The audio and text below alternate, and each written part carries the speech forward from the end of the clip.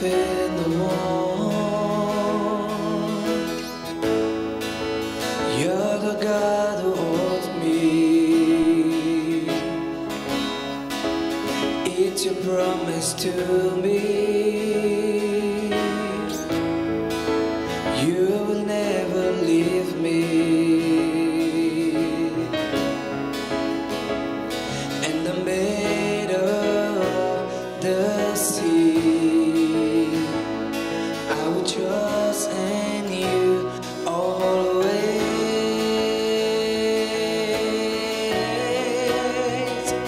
All I have is in you, Lord.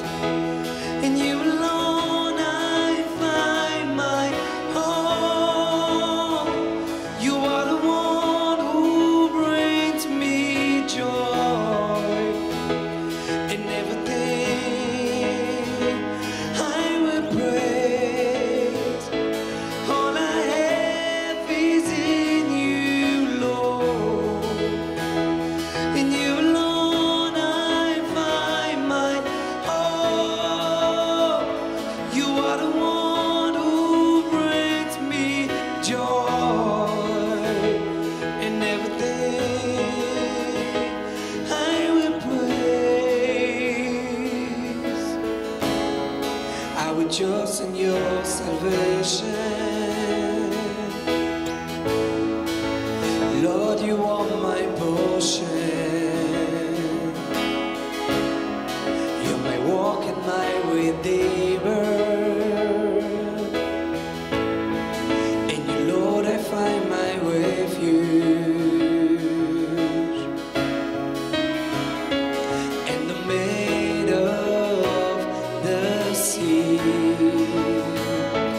I will trust in you always.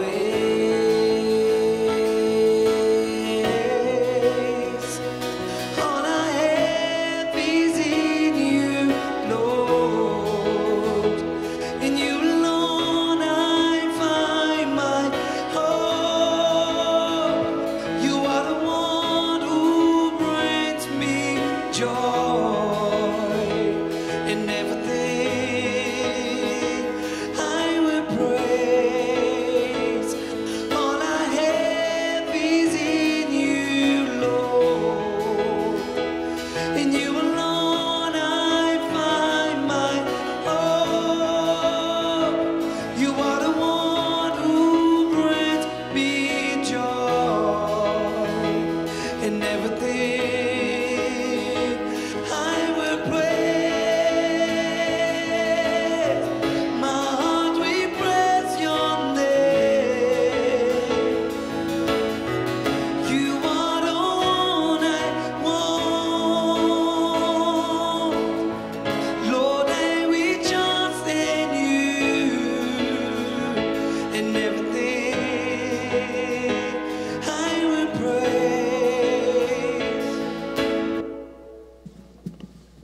Alors, bonsoir à tous. Est-ce que vous m'entendez bien? Vous pouvez clignoter des phares. OK, merci.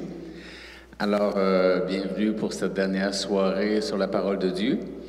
Alors, hier soir, avec l'abbé Clément et Nicole Boisvert, vous avez vécu une lecture de la Passion dans l'Évangile de Luc.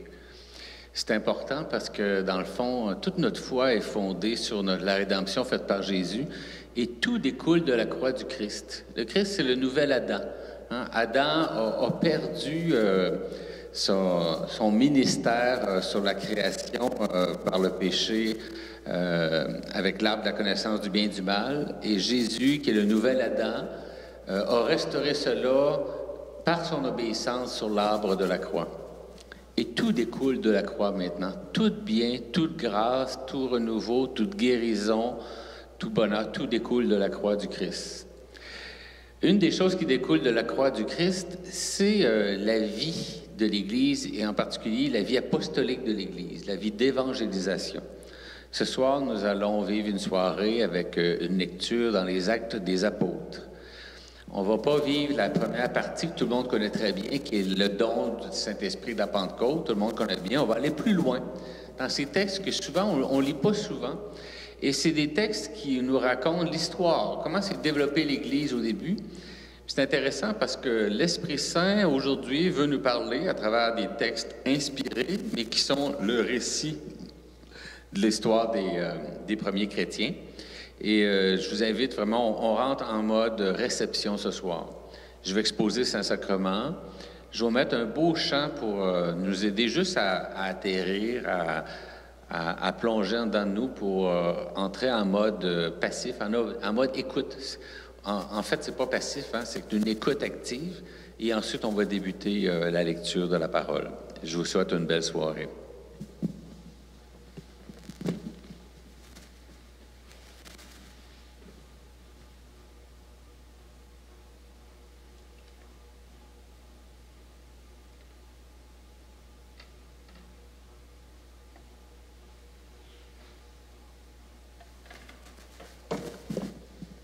Nous t'adorons et nous te bénissons, ô très saint Seigneur Jésus-Christ, ici et dans toutes les églises qui sont dans le monde entier, et nous te remercions d'avoir racheté le monde par ta sainte croix.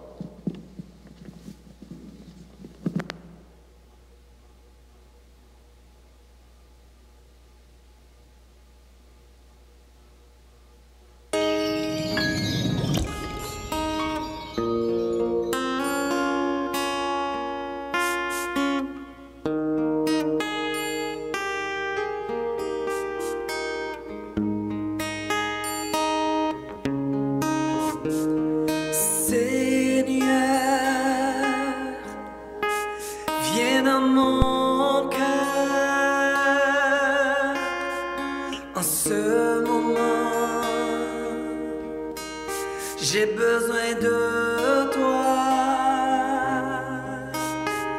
car ta présence me donne la paix. Viens Seigneur et remplis-moi.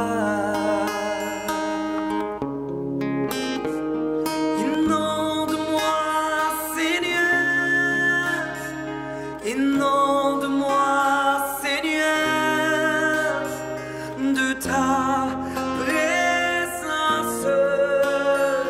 Inonde-moi, Seigneur. Inonde-moi, Seigneur. Inonde-moi, Seigneur. J'ai tant besoin de toi. Inonde-moi, Seigneur. Seigneur, viens dans mon cœur en ce moment. J'ai besoin de toi, car tu mon réconfort. Viens Seigneur, fortifie-moi. Inonde-moi Seigneur, inonde-moi.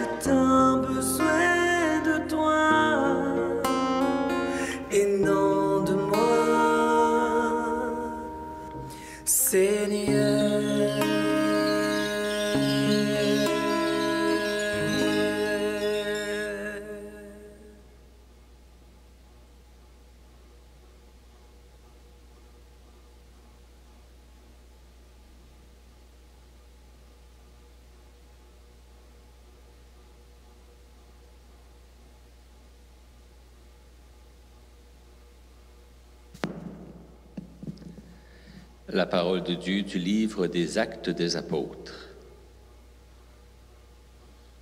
Et nous débutons la lecture au chapitre 11, verset 19. L'entrée en masse des nations dans l'Église.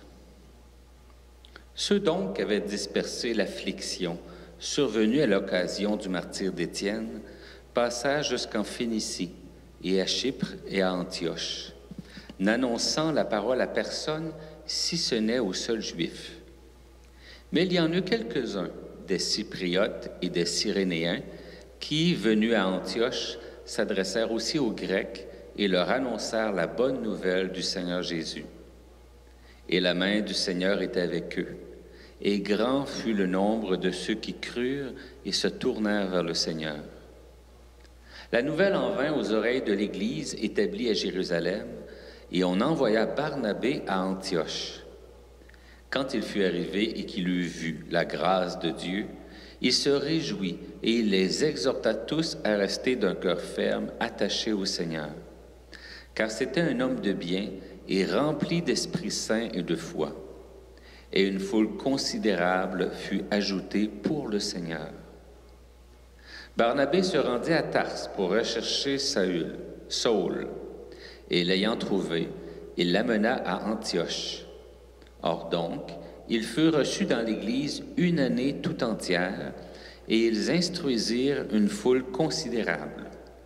Et c'est à Antioche que pour la première fois, on donna aux disciples le nom de chrétiens. Deuxième voyage de Saül à Jérusalem. En ces jours-là, des prophètes descendirent de Jérusalem à Antioche. L'un d'eux, du nom d'Agabus, se leva et signifia par l'Esprit qu'il allait y avoir une grande famine dans le monde entier. C'est celle qui eut lieu sous Claude. Les disciples décidèrent d'envoyer, chacun selon ses moyens, une contribution au service des frères qui habitaient en Judée. Ce qu'ils firent en l'expédiant aux anciens, par l'entremise de Barnabé et de Saül. Vers ce temps-là, le roi Hérode entreprit de maltraiter quelques-uns des membres de l'Église. Il tua par le glaive Jacques, le frère de Jean. Voyant que cela plaisait aux Juifs, il fit encore prendre Pierre. On était au jour des Azimes. L'ayant appréhendé et mis en prison, il le confia à la garde de 4 escouades de 4 soldats, dans l'intention de le produire devant le peuple après la Pâque. Pierre donc était gardé dans la prison, tandis que l'Église priait Dieu pour lui ardemment. Or, comme Hérode allait le faire comparaître, cette nuit-là, Pierre, lié de 2 chaînes, dormait entre 2 soldats, tandis que des sentinelles devant la porte gardaient la prison. Et voici que l'ange du Seigneur se présenta, et une lumière brilla dans le cachot. Frappant Pierre au côté, il le réveilla en disant « Debout, vite !» Et les chaînes lui tombèrent des mains. L'ange lui dit « Mets ta ceinture et chausse tes sandalettes. » Ainsi fit-il. Et il lui dit « Revêts ton manteau et suis-moi. » Et Pierre sortit et il le suivait, mais sans savoir que ce qui arrivait par l'ange était vrai. Il pensait regarder une vision.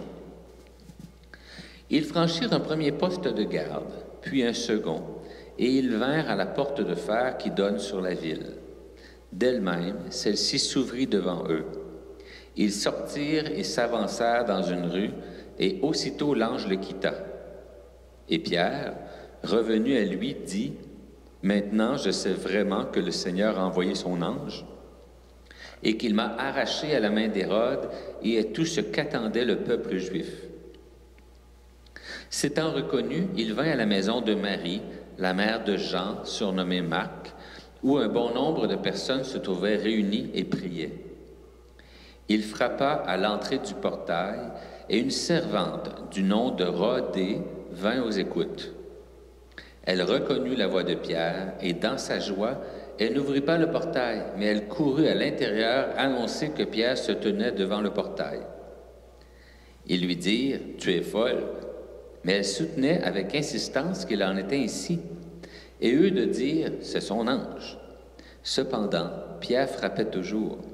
Quand ils eurent ouvert, ils le virent et furent stupéfaits. Mais de la main, Pierre leur fit signe de se taire et leur raconta comment le Seigneur l'avait fait sortir de la prison. Et il dit, « Annoncez cela à Jacques et aux frères. » Puis il sortit et s'en alla dans un autre lieu. Le jour venu, on ne fut pas peu troublé chez les soldats. Qu'était donc devenu Pierre? Hérode le fit rechercher et, ne le trouvant pas, il interrogea les sentinelles et ordonna de les amener. Puis de Judée, il descendit à Césarée où il séjourna. Hérode était fort irrité contre les gens de Tyr et de Sidon. Ceux-ci, d'un commun accord, vinrent le trouver, et après avoir gagné Blastus, le chambellan du roi, ils demandaient la paix, parce que leur pays tirait sa subsistance de celui du roi. Au jour fixé, Hérode, revêtu de l'habit royal et assis au tribunal, les haranguait. Et le peuple criait, « Voix d'un Dieu et non d'un homme. » Mais à l'instant même, l'ange du Seigneur le frappa, parce qu'il n'avait pas rendu gloire à Dieu, et mangé des vers, il expira. La parole du Seigneur croissait et se multipliait. Quant à Barnabé et Saul, une fois leur service assuré, ils s'en retournèrent de Jérusalem, amenant avec eux Jean, qu'on avait surnommé Marc. J'ai oublié de vous dire, Saul, c'est Paul. Saul, c'est le nom juif, puis Paul, c'est le nom romain de Paul. Chapitre 13. Il y avait dans l'Église établie à Antioche des prophètes et des docteurs. Barnabé, Siméon appelé Niger, Lucius le Cyrénéen, Manahan, un camarade d'enfance d'Hérode le tétrarque, et Saul. Tandis qu'il faisait le service du Seigneur et jeûnait, l'Esprit Saint dit, « Mettez-moi donc à part Barnabé et Saul pour l'œuvre à laquelle je les ai appelés. » Alors, après avoir jeûné et prié, ils posèrent les mains sur eux et les firent partir. Eux donc, envoyés par le Saint-Esprit, descendirent à Séleucie, d'où ils firent voile vers Chypre. Et arrivés à Salamine, ils annonçaient la parole de Dieu dans les synagogues des Juifs. Ils avaient aussi Jean comme auxiliaire. Après avoir traversé toute l'île jusqu'à Paphos, ils trouvèrent un certain magicien, faux prophète juif du nom de Bar-Jésus, qui était avec le proconsul Sergius Paulus, homme intelligent. Ce dernier fit appeler Barnabé et Saul, et il demanda à entendre la parole de Dieu. Mais Élymas, le magicien, c'est ce que veut dire son nom, de Bar-Jésus, leur résistait, cherchant à détourner de la foi le proconsul. Saul, qui est aussi Paul, rempli d'Esprit Saint, fixa les yeux vers lui et dit, « Ô toi qui es plein de toute ruse et de toute scélératesse, fils du diable, ennemi de toute justice, ne cesseras-tu pas de détourner les voies du Seigneur qui sont droites? Et maintenant, voici que la main du Seigneur est sur toi. Tu seras aveugle, et pour un temps tu ne verras pas le soleil. » À l'instant même, tombèrent sur lui obscurité et ténèbres, et allant de tous côtés, il cherchait des guides. Alors, à la vue de ce qui était arrivé, le proconsul embrassa la foi, frappé de l'enseignement du Seigneur. De Paphos, gagnant le large, Paul et ses compagnons vinrent à Pergé en Pamphylie. Mais Jean, s'éloignant d'eux, retourna à Jérusalem. Pour eux, poussant au-delà de Pergé, ils arrivèrent à Antioche, la Pisidienne, et entrés à la synagogue le jour du sabbat, ils s'assirent. Après la lecture de la loi et des prophètes, les chefs de la synagogue leur envoyèrent dire, « Frères, si vous avez quelques paroles d'exhortation pour le peuple, parlez. Paul, se levant, fit le signe de la main et dit.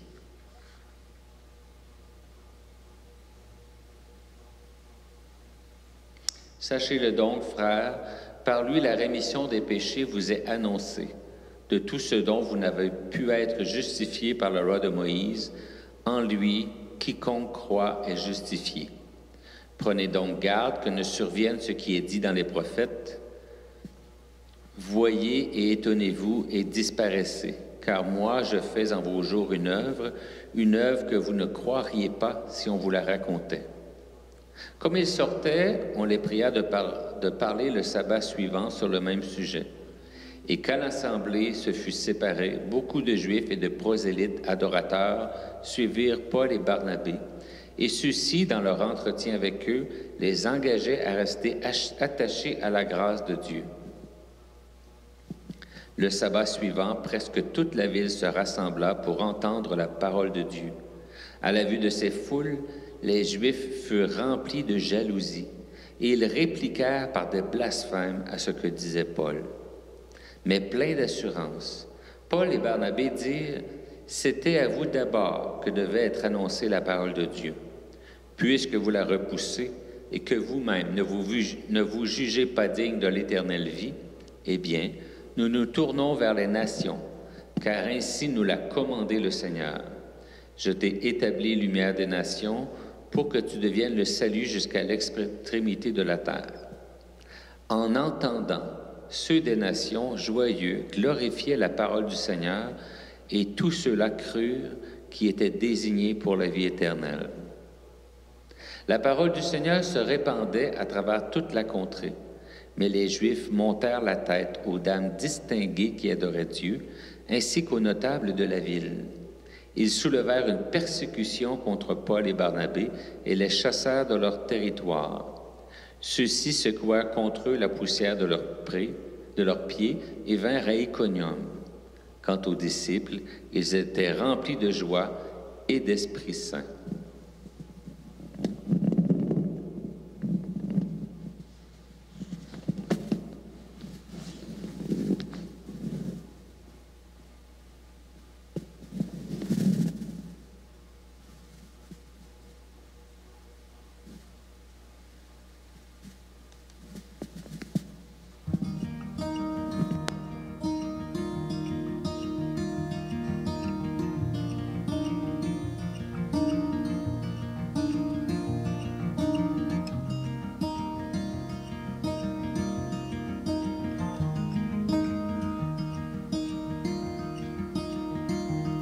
Si la lune me glace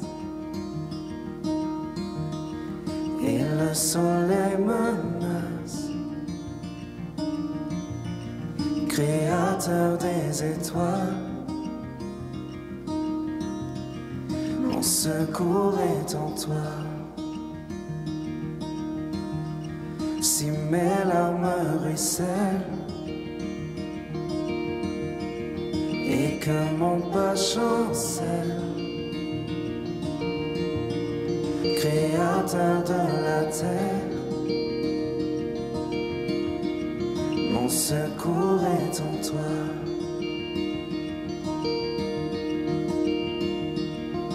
Je lève les yeux vers les hauts sommets. Toi seul est mon Dieu, je proclamerai. Toi seul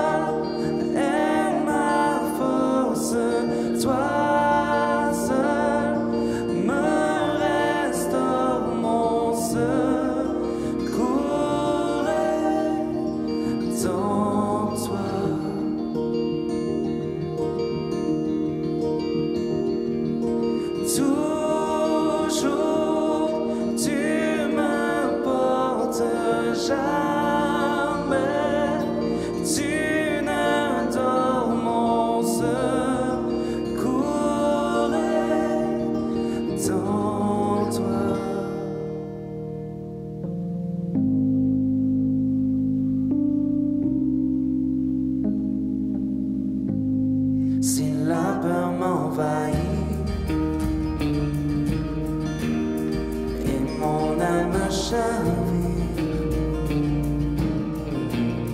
créateur de la vie, mon secours est en toi.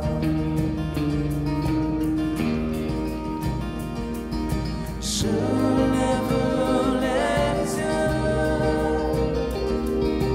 vers les hauts sommets. Toi seul est mon Dieu. Je proclamerai. Toi seul est ma force. Toi seul me restaure mon secours est en toi.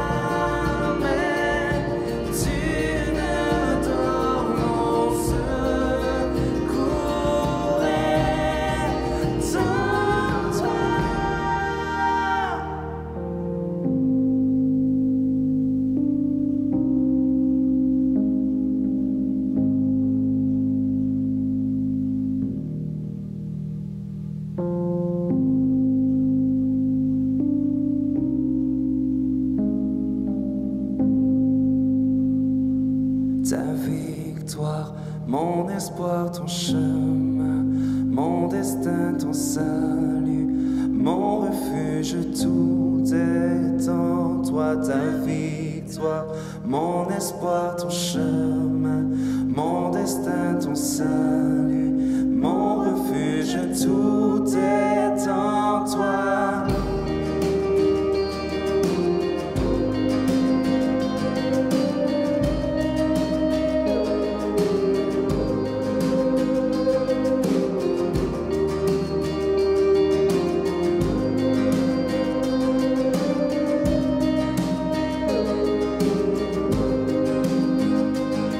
Ta victoire, mon espoir, ton chemin, mon destin, ton salut, mon refuge, tout est en toi. Ta victoire, mon espoir, ton chemin, mon destin, ton salut, mon refuge, tout est en toi. Ta victoire, mon espoir, ton chemin, mon destin, ton salut, mon refuge, tout est en toi. Ta victoire, mon espoir, ton chemin, mon destin, ton salut, mon refuge, tout est en toi.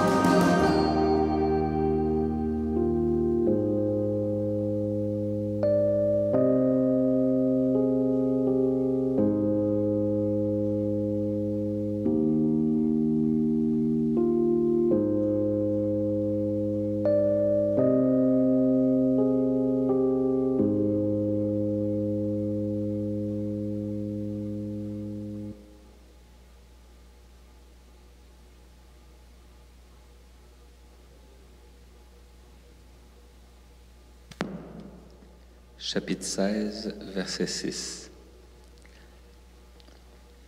Ils traversèrent la région phrygio-galatique, le Saint-Esprit les ayant empêchés d'annoncer la parole en Asie.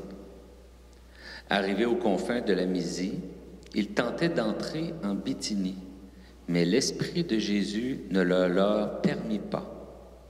Ils longèrent donc la Mysie et descendirent à Troas.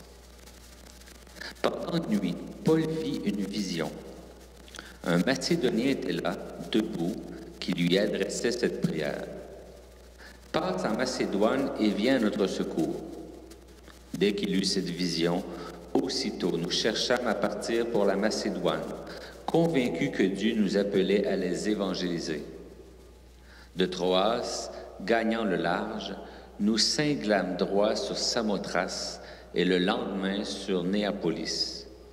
De là, nous allâmes à Philippe, qui est la première ville de ce district de Macédoine, une colonie. Nous séjournâmes quelques jours dans cette ville, et le jour du sabbat, nous sortîmes hors de la porte, près d'un cours d'eau, où nous croyions qu'il y avait un lieu de prière.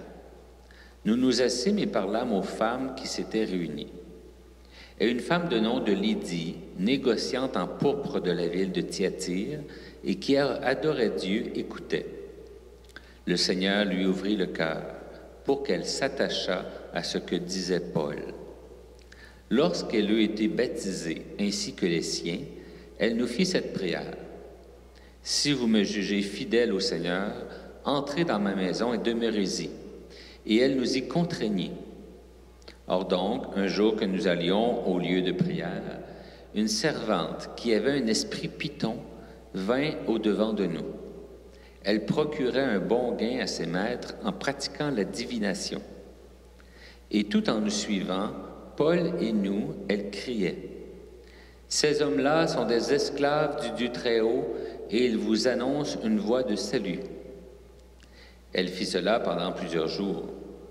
Excédé, Paul se retourna et dit à l'esprit, « Je t'ordonne, au nom de Jésus-Christ, de sortir de cette femme. » Et l'esprit sortit à l'heure même.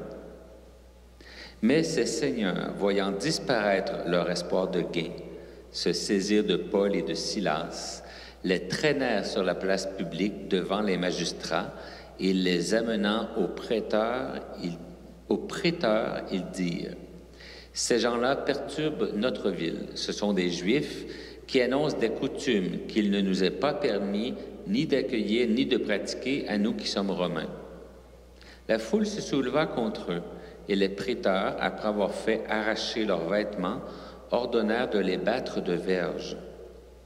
Les ayant couverts de plaies, ils les jetèrent en prison, en donnant au geôlier la consigne de les tenir sous bonne garde. Ayant reçu pareille consigne, celui-ci les jeta dans le cachot intérieur et leur fixa les pieds dans les ceps. Vers minuit, Paul et Silas, en prière, chantaient les louanges de Dieu. Les prisonniers les écoutaient. Tout à coup, il y eut une grande secousse, en sorte que les fondations de la geôle furent ébranlées. À l'instant même, toutes les portes s'ouvrirent et les liens de tous les prisonniers se détachèrent. Réveillé et voyant ouvertes les portes de la prison, le geôlier tira son glaive et il allait se tuer, croyant que les prisonniers s'étaient enfuis. Mais Paul cria d'une voix forte, « Ne te fais pas de mal, nous sommes tous là. » Le geôlier demanda des torches, entra précipitamment et, devenu tout tremblant, tomba devant Paul et Silas. Puis, les menant dehors, il déclara, « Seigneur, que dois-je faire pour être sauvé? » Ils dirent, « Crois au Seigneur Jésus et tu seras sauvé, toi et les tiens. » Et ils lui annoncèrent la parole de Dieu ainsi qu'à tous ceux qui étaient dans sa maison. Le geôlier les prit avec lui à cette heure de la nuit, lava leurs plaies, et il fut baptisé, lui et tous les siens, à l'instant même. Puis, les amenant chez lui, il mit la table et il exulta avec tous les siens d'avoir cru en Dieu. Le jour venu, les prêteurs envoyèrent les licteurs dire au geôlier, « Relâche ces hommes. » Le geôlier annonça ces paroles à Paul. Les prêteurs envoient dire de vous relâcher. Maintenant donc, sortez et allez en paix. Mais Paul leur déclara, « Ils nous ont fait battre en public et sans jugement, nous qui sommes des Romains, et ils nous ont jetés en prison. Et maintenant, ils nous feraient sortir en cachette? Non, non, qu'ils viennent en personne nous élargir. » Les licteurs annoncèrent ces paroles aux prêteurs, qui eurent peur en apprenant que c'étaient des Romains. Ils vinrent donc, les exhortèrent, les élargirent et les prièrent de quitter la ville. Une fois sortis de la prison, Paul et Silas entrèrent chez Lydie, y virent les frères, les exhortèrent et partirent. Ils traversèrent Amphipolis et Apollonie, et ils vinrent à Thessalonique, où les Juifs avaient une synagogue. Selon sa coutume, Paul entra chez eux et pendant 3 Shabbats, et discuta avec eux à partir des Écritures. Il les leur ouvrait et établissait que le Christ devait souffrir et ressusciter d'entre les morts. Et le Christ, disait-il, c'est Jésus que je vous annonce.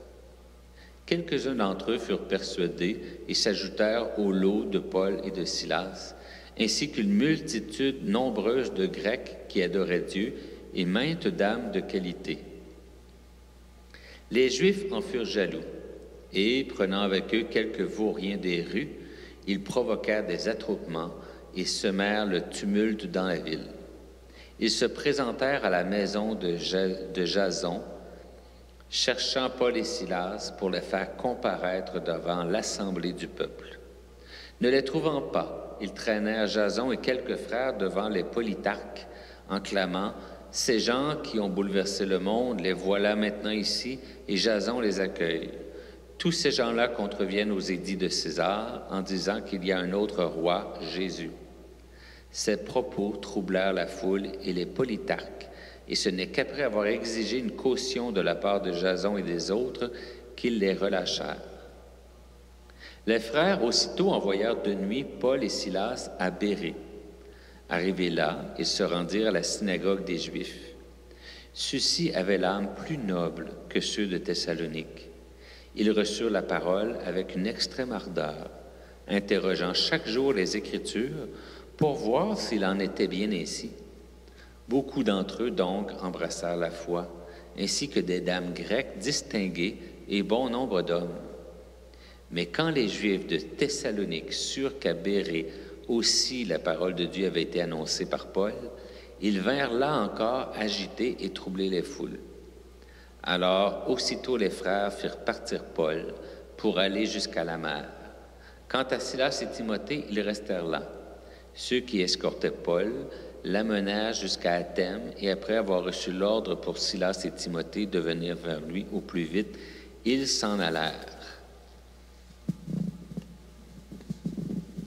Comme on voit dans l'évangélisation, il y a des obstacles et des épreuves, mais le Seigneur est toujours là.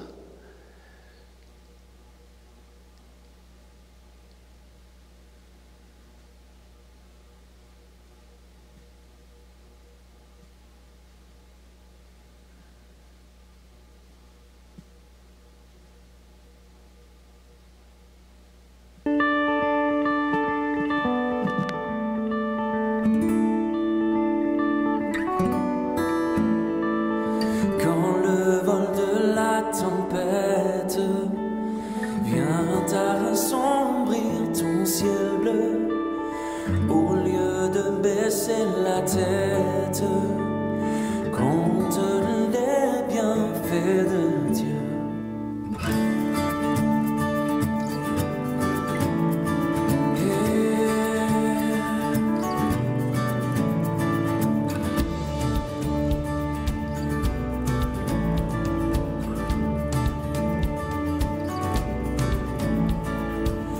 Sur la route glissante, tu chancelles sous ta croix. Pense à cette main puissante qui t'a béni tant de fois.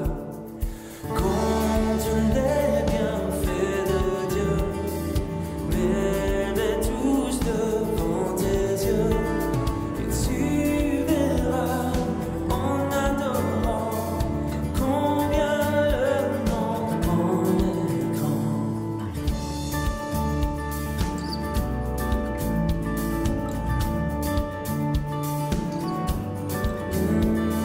Si tu perds dans le voyage plus d'un cher et doux trésor, pense au divin héritage qui là-haut te reste encore.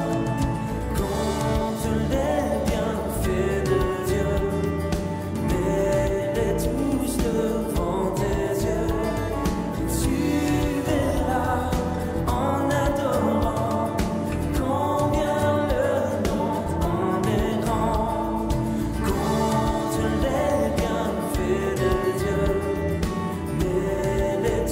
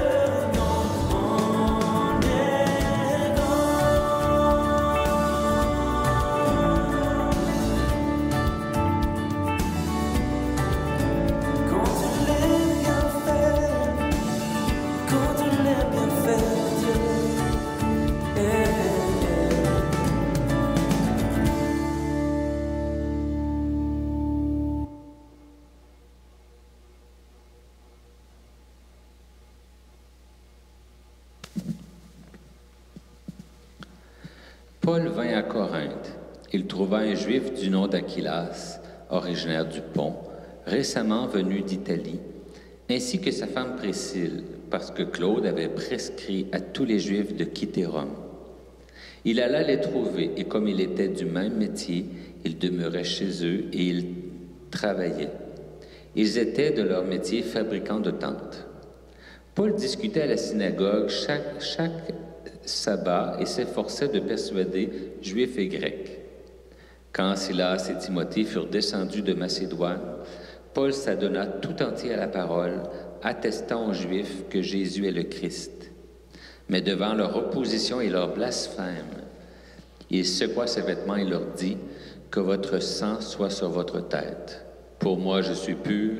Désormais, c'est aux nations que j'irai. » Et partant de là, il vint à la maison d'un nommé Titius Justus, homme adorant Dieu, dont la maison était contiguë à la synagogue. Crispus, le chef de synagogue, crut au Seigneur avec tous les siens, et beaucoup de Corinthiens qui entendaient Paul croyaient et étaient baptisés. Une nuit, dans une vision, le Seigneur dit à Paul, « Sois sans crainte, mais parle et ne te tais pas, parce que moi je suis avec toi, et personne ne mettra la main sur toi pour te maltraiter, car j'ai à moi un peuple nombreux dans cette ville. » Il demeura là 1 an et 6 mois, enseignant parmi eux la parole de Dieu. Alors que Galion était proconsul d'Achaïe, les Juifs se soulevèrent d'un commun accord contre Paul et l'amenèrent devant le tribunal en disant « Cet homme persuade aux gens d'adorer Dieu contrairement à la loi. » Comme Paul allait ouvrir la bouche, Galion dit aux Juifs « S'il s'agissait de quelque injustice ou de quelque vilain méfait, aux Juifs, comme de raison, je vous supporterais. Mais puisqu'il s'agit de questions sur des mots et des noms et une loi qui est le vôtre, à vous de voir. De cela, je ne veux pas, moi, être juge. » Et il les renvoya du tribunal. Tous alors se saisirent de Sosthène, le chef de synagogue, et ils le frappaient devant le tribunal. Et de tout cela, Galion n'avait cure. Paul resta encore un bon nombre de jours, puis, ayant pris congé des frères, il s'embarquait pour la Syrie avec Priscille et Aquilas, après s'être fait tondre la tête à Cancré, car il avait fait un vœu.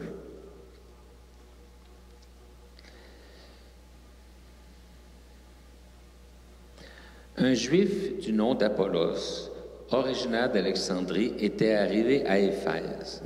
C'était un homme savant, versé dans les Écritures. Il avait été instruit de la voix du Seigneur et fervent d'esprit, il parlait et enseignait exactement ce qui concerne Jésus, bien qu'il ne connût que le baptême de Jean. Il se mit donc à parler avec assurance dans la synagogue.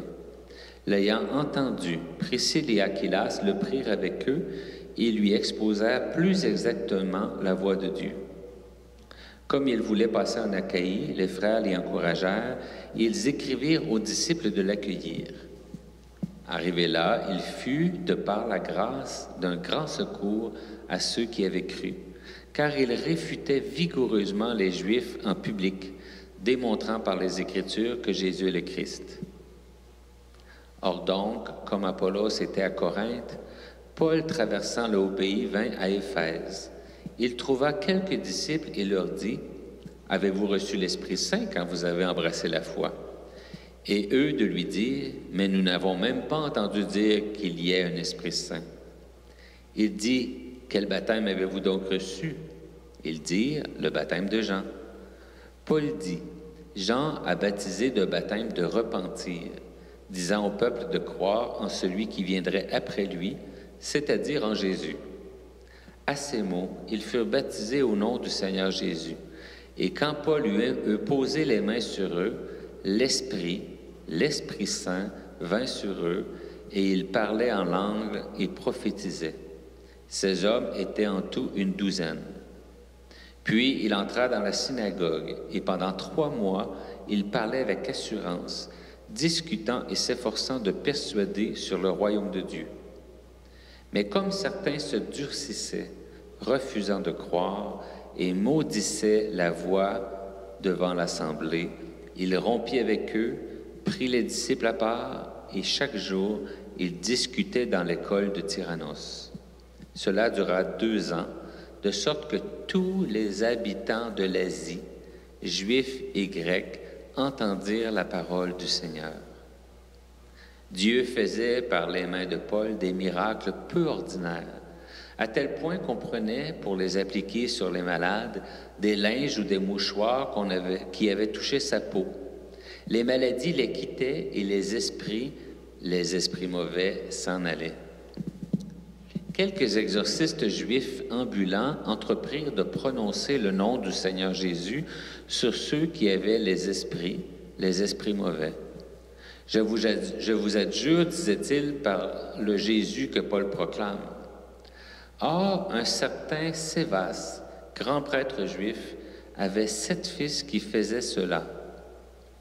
Mais prenant la parole, l'esprit mauvais leur dit, « Jésus, je le connais, et Paul, je sais qui il est, mais vous, qui êtes-vous? » Et sautant sur eux, l'homme en qui était l'esprit mauvais maîtrisa les uns et les autres, et il fut si fort contre eux qu'ils s'enfuirent de cette maison nus et couverts de blessures.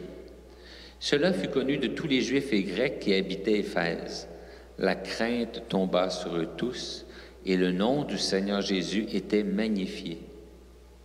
Beaucoup de ceux qui avaient cru venaient avouer et déclarer leur pratique. Bon nombre de ceux qui avaient exercé la magie apportaient leurs livres et les consumaient devant tous. On en estima la valeur, cela faisait 50 000 pièces d'argent. Et ainsi, selon la force du Seigneur, la parole croissait et gagnait en puissance. Ces événements accomplis, Paul forma le projet de se rendre à Jérusalem en traversant la Macédoine et l'Achaïe. Après que j'y serais allé, disait-il, il me faut aussi voir Rome. Il envoya en Macédoine 2 de ses auxiliaires, Timothée et Éraste. Lui-même resta quelque temps en Asie.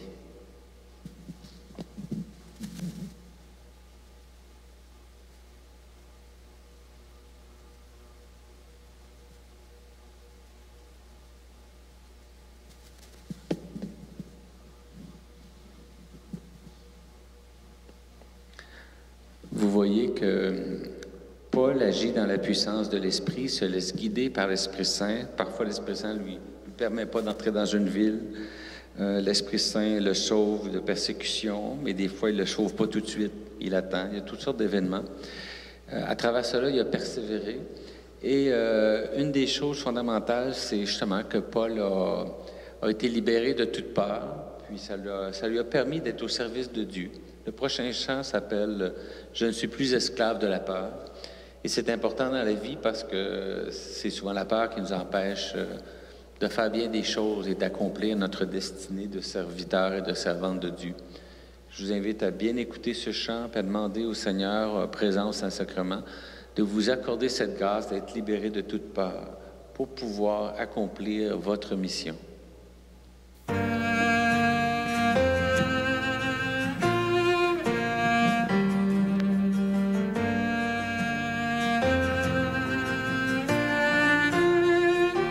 Tu m'as ébloui par tes mélodies, tu m'entoures d'un chant d'amour, chant de délivrance devant mes ennemis.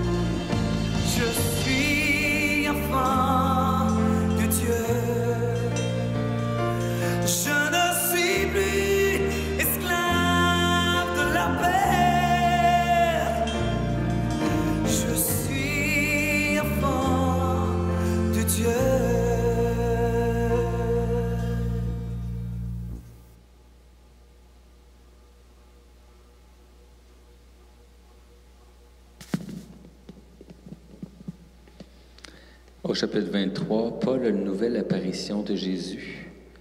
Jésus se présente et lui dit « Courage, car de même que tu as rendu témoignage de moi à Jérusalem, ainsi faut-il que tu témoignes encore à Rome. » Et on sait qu'à Rome, son témoignage, ce sera le témoignage de son martyre. C'est là qu'il va mourir. Il va quand même y rester au moins 2 ans en prison, mais il va pouvoir continuer d'évangéliser quand même. Paul, c'est un exemple pour nous. Il représente vraiment cet esprit apostolique que Jésus a donné à l'Église. À la Pentecôte, il a donné l'Esprit Saint à tous les apôtres, mais aussi à plein de disciples. Lors de la Pentecôte, il y avait plus de 100 personnes. On sait que tout de suite, quand ils ont évangélisé rapidement, il y a eu 5000 convertis. Il y a eu une puissance charismatique très forte. Et depuis 2000 ans, l'Esprit Saint a toujours agi dans des personnes, dans l'Église, dans des groupes de personnes pour l'apostolat. Et ce qui est spécial, c'est qu'on a vécu un grand tournant à l'Église catholique avec le Concile Vatican II, où on a redécouvert que l'Église, qui est un mystère de communion, vraiment comme tirant sa source de la Sainte Trinité, qui est le mystère de communion, et que dans ce mystère de communion, chacun de nous, nous étions tous appelés à la sainteté, à partir de notre baptême. Et qu'en plus, à partir de notre baptême, nous sommes tous appelés à collaborer à la mission de l'Église, l'Église, corps du Christ, parce que nous sommes membres de ce corps. Donc l'Église, c'est un corps organique et c'est Jésus qui, à travers nous tous, continue à guérir, à sauver, à relever, à nourrir, à libérer. Alors, chacun de nous, on a une mission.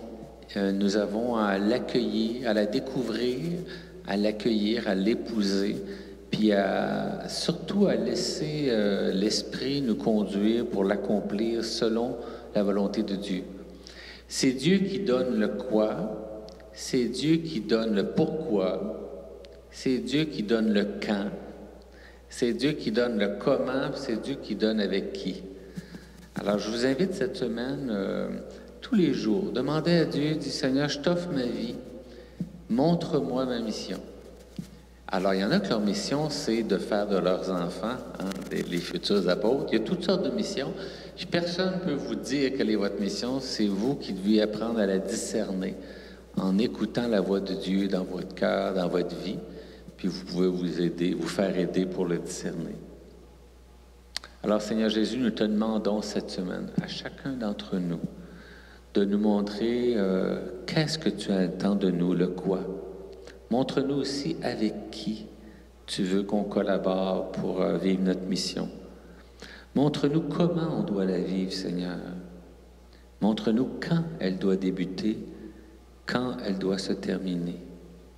Montre-nous à quel moment on doit se taire, à quel moment on doit parler. Montre-nous à quel moment on doit avancer, à quel moment on doit reculer. Montre-nous, Jésus, la souplesse qui va permettre à ton Esprit Saint d'agir en nous avec force et puissance, en même temps qu'avec douceur, bonté, délicatesse. Ô Jésus, tu es vraiment puissant au Saint-Sacrement. Toi qui es humble et pauvre au Saint-Sacrement. En toi se résout tous les paradoxes. En toi sont tous les biens, toutes les grâces. Et en toi, aucune suffisance, aucune vanité, aucun orgueil. Seigneur Jésus, nous sommes pauvres, mais nous sommes encore tous trop pleins de nous-mêmes. Cette semaine, Seigneur, accorde-nous la grâce de nous libérer de nous-mêmes, afin que, libres de nous-mêmes, libres de toute peur, nous puissions t'accueillir toi-même en nous et te laisser grandir, te laisser jaillir. Grandis en nous, Jésus, que ton Esprit Saint grandisse en nous, qu'il épanouisse tous les dons que tu as déjà mis en nous, même ces dons que nous ne connaissons pas, tous les dons et charismes que tu veux réveiller en nous. Cette semaine, réveille-les au moins un peu, Jésus, pour nous aider à les découvrir et pour que nous puissions collaborer avec toi, Seigneur. Seigneur Jésus, nous te prions pour toute l'Église universelle, pour l'Église du Québec. Nous te prions pour notre peuple. Nous te demandons vraiment de nous réveiller, nous, comme Église, afin que nous soyons tournés vers ce monde pour te donner, pour les aider à accueillir ta miséricorde. Alors nous allons maintenant reposer le Saint-Sacrement. Je vous invite à vous mettre à genoux dans votre cœur.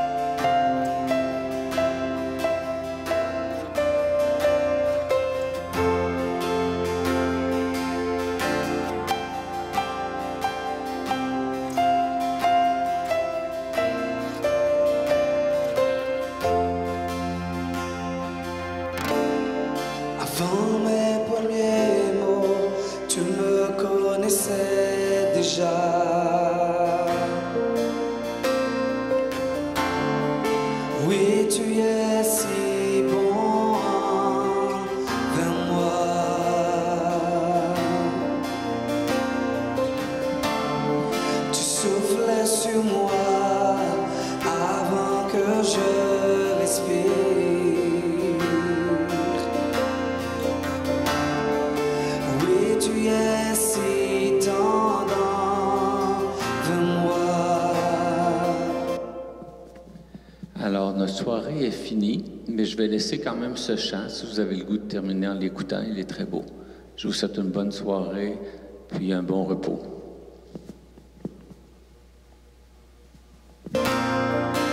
Oh, l'immensité, l'infinité de l'amour fou de Dieu. Oh, il a tout quitté, tout affronté pour me retrouver. Je suis indigne et sans mérite, mais pour moi tu t'es livré.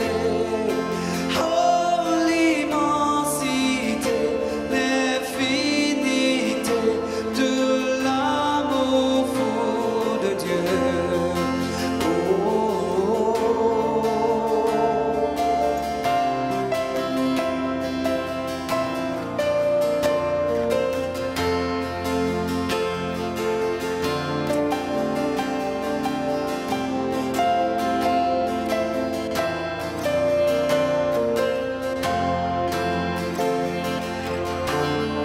Quand j'étais pécheur, tu as payé le prix.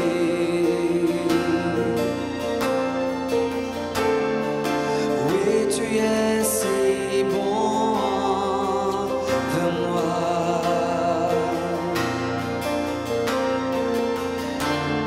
Je me détestais, tu m'as sauvé la vie.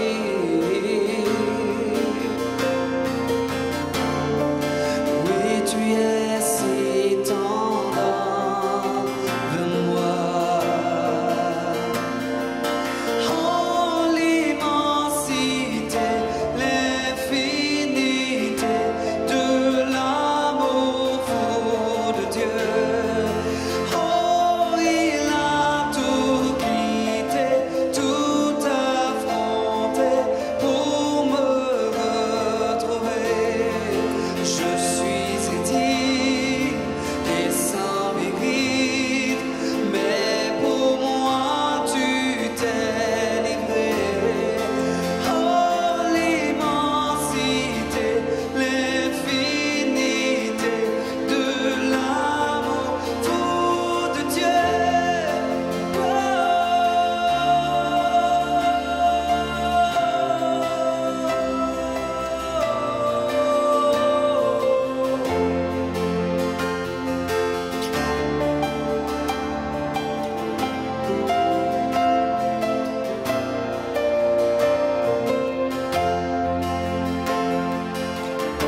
Tu as chassé les ténèbres, gravé les montagnes pour me retrouver.